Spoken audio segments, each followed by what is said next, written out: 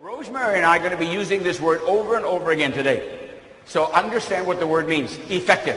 Effective means having an effect. This comes straight out of the dictionary. What kind of an effect do you want? You want to produce a result in your classroom.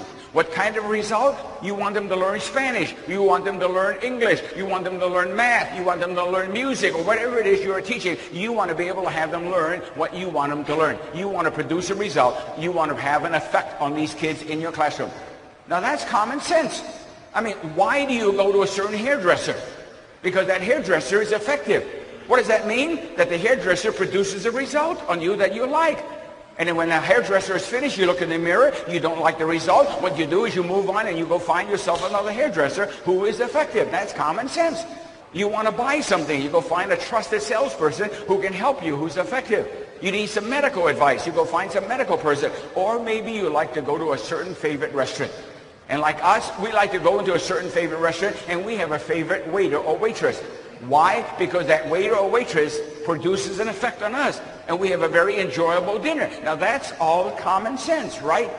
Well, I got news for you, my fellow colleagues. When the parents send their kids to our schools, when the kids walk into our classroom, it's the same thing. They want an effective teacher. What does that mean? A teacher who has an effect on the kid. The teacher who can produce a result on that kid. It is very simple. Why do students get poor grades? Two reasons. One, procedures. They don't know what to do in the classroom. They don't know what it is that they need to be responsible for. Your students are not mind readers. You have to tell them what it is that needs to happen in the classroom so that they can be successful. And that's what a classroom management plan does. Stacy Hennessy was a 30-year career person in the furniture industry in North Carolina. He had a very successful furniture business, but his hope, his dream, his aspiration was to be a teacher.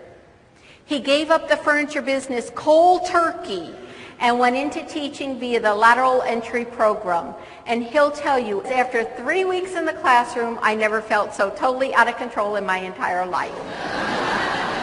This is someone who was living his dream to be a teacher. Fortunately for him, his principal knew that Harry Wong was coming to town. On a Friday, he sent Stacy to a workshop for Harry Wong and Shalonda Soroyer, who you'll meet in just a couple of minutes. During this presentation, he said, I had the light bulb moment. The light bulb went on, and I suddenly realized what was wrong in my classroom. He said, the reason I was successful in my furniture business, I ran everything with procedures. In my classroom, I didn't think that would translate.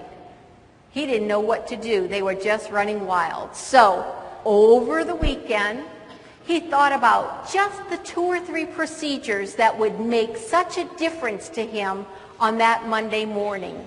He went in Monday morning and taught 2 or 3 procedures to his students, and he says, what I didn't expect was something close to a miracle.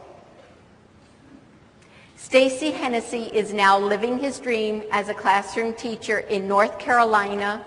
He's in his 3rd year of teaching.